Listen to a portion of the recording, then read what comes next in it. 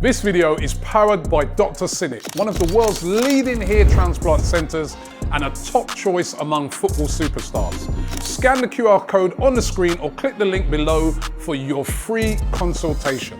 I'm even thinking about getting it done myself. Hi, welcome to AFTV. I've got Julian with me. We've just been Tottenham Hotspur 1-0 here at Tottenham Hotspur Stadium. Beautiful. Yeah. Beautiful.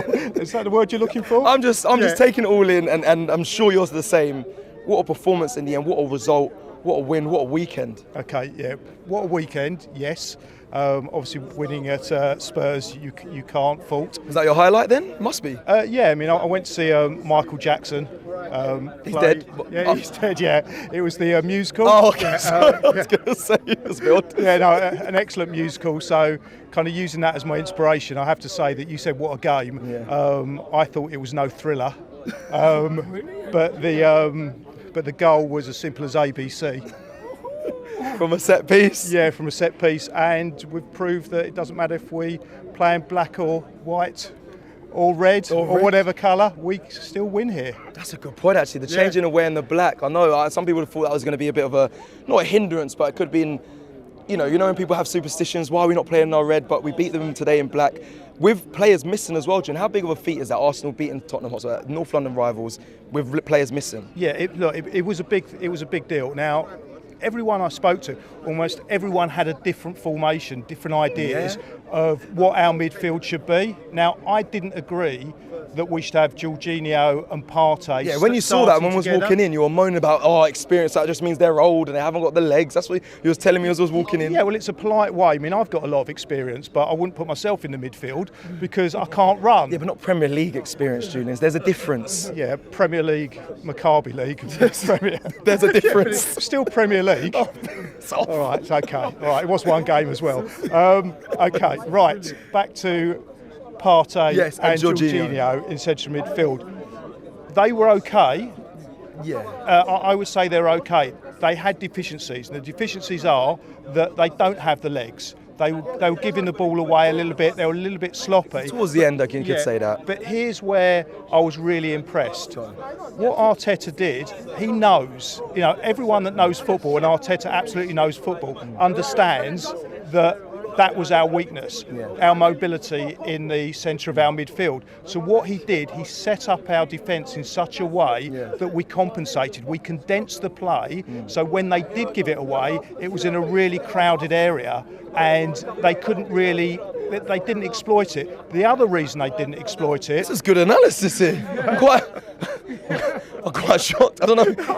I've been reading a lot. Yeah. You're supposed to be watching, though, to have analysis. I've been reading, I've been talking to people at half-time that are a little bit in the know. You know that I know in the same way in the same way as Arteta understood the weaknesses of the Arsenal team today, I understand my weaknesses, and I delegate to people that are a little bit more in the know and kind of take their ideas without giving them any credit or mentioning them at all. Thanks, Dad.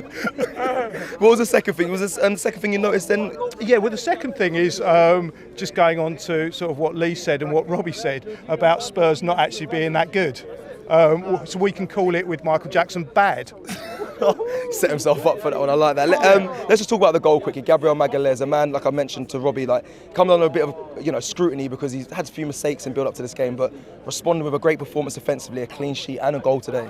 Who was that? Gabriel Magalhaes. Oh, Gabriel Magalhaes. Yeah, look, it was good. The defence was excellent. I was slightly disappointed with Saliba getting that yellow card right at the beginning. The ref gave out a lot of yellow cards, though, Julian. He gave a lot of yellow cards, and I'll be quite critical here, not of the referee as such, but the interpretation of what they're obviously telling the referees to do. They're giving them. There were so many yellow cards in that game, but it wasn't a dirty game. No, you're right. Yeah, you're right. I didn't see any. Yeah. I mean, some people I've seen online were questioning the Timber tackle. Well, I've seen the Timber tackle in slow motion. I've seen the replay on it. They said it could have been a sending off. I don't even think it was a foul, but I could understand in the modern interpretation of the game how it could have been sending off. There's so much inconsistency in the game that one day it's not a foul and the next day it's a straight red. And there was a lot of inconsistency. But what I was slightly disappointed with Saliba is that he gave again the referee the opportunity to give out a really weak booking, and that was just wrong. But then if we go on to why Spurs are bad, and one of the reasons that I think is the consistency that we have against them. Now, since Herbert Chapman, Arsenal have had 15 managers. Since I've been watching football, my first game of football was in 1976. Spurs have had 31 different managers. You know, in the time that, you know, since that time, Arsenal, I think, have just had 5. Yeah. You know, that's why they're constantly going through a rebuild. Like I said to Robbie, yeah, exactly. It's rebuild. And this is the thing, is that when Arteta started and people were questioning him, I say you've got to give him a chance. You have to give the guy a chance, because you need some consistency, not only in refereeing, but you need consistency in management. If you're trying to give a message and get a team to play in a certain way, you need time to be able to do that. And it's not built overnight. Yeah. And what we're seeing today is the result of consistency. He's been here now 5 years. He's been able to impose his ideas onto the game. And it's working. And it is working.